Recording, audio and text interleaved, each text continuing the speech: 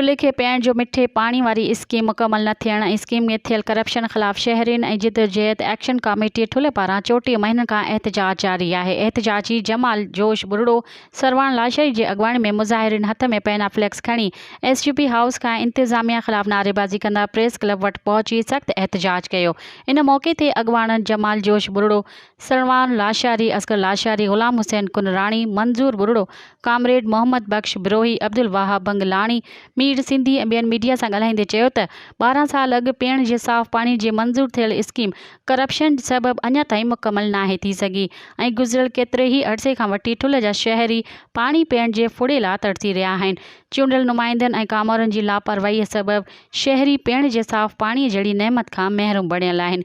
उन्हनि चयो त गुज़िरियल 34 महीननि खां पाणी जी स्कीम मुकमल न थी सघी आहे ऐं करप्शन कंदड़ ठेकेदारनि ख़िलाफ़ एहतजाज करे रहिया आहियूं, लेकिन को बि सियासतदान या कामोरो मुज़ाहिरीन वटि लड़ी न आया आहिनि। मज़ीद ख़बरनि ऐं तफ़सीलात लाइ विज़िट कयो असांजी वेबसाइट www.awamiNewsHD.com ऐं ॾिसंदा रहो अवामी न्यूज़ HD।